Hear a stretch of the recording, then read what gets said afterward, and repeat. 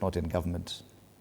And one wonders, Wakili, are you seeing anything different this time around with that pronouncement by Raila ODM? Are you taking him seriously? Do you take his statements, especially political ones, since the formation of the broad-based arrangement, with as much weight as probably you did before that? No, I don't. And it's so very sad because these are politicians. He is a politician, quintessential politician.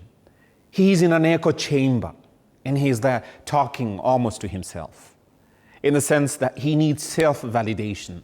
He hears the voices, for instance, of the ODM members who are telling him that, look, the decision you took to join yourself with the government that is abducting its own citizens, killing its own Gen Zs and they who are protesting, killing the economy, destroying the education sector, destroying the health sector, as we have seen, failing its own people, giving false promises on a daily basis. And yet you want the Kenyan people to endorse you for 2027.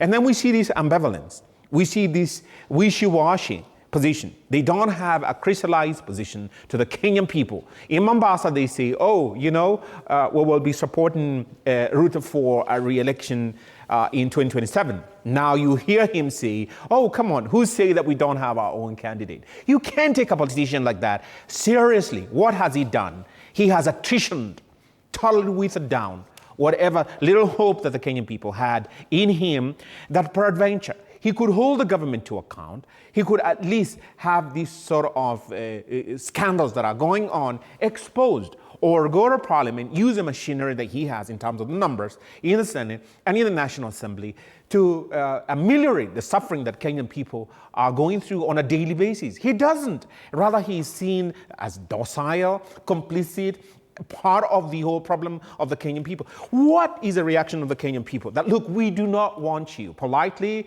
look, step aside. And this was a voice that the Gen Z made clear to him last year during the demonstration, that, look, we don't want you in this right now. You've done your part, and probably you played your role. We don't know how effective it was. We can't see the fruits right now, but look, this is our opportunity. What does that bespeak of 2027? In the future that then for ODM, if it portends good or a bad omen? This to me is a bad omen. How do I say so? Because in the first place, you hear some members of the National Assembly, of ODM, who say that we were not given the agenda of the meeting. We had no clue what was going to be there.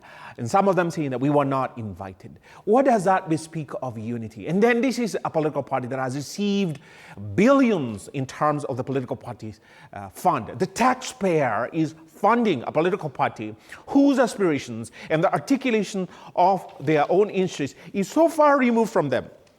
What then do you tell the Kenyan people that you are going to bring on the table in terms of change, hope, and something different from what they are going through right now? I think, this is my personal take, I have absolutely no intention to cast aspersions on Raila ODM.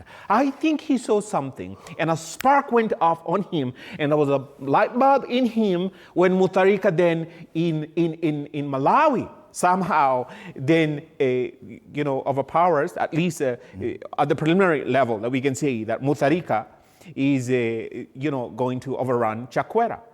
And therefore, he probably sees some hope in him being the flag bearer, and now,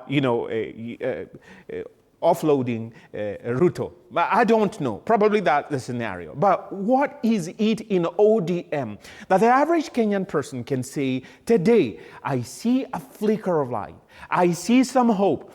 I see something different from the UDA Kenya Kwanza. Nothing. They are together. They are in bed, abetting and aiding corruption on a daily basis. And all those scandals involve some of their wing, some of the political players, and we, the Kenyan people, are left here wondering, oh, 20 years you're celebrating, you're going to be celebrating, and you can see that you're like a blind person leading the blind into a pit. All right. When I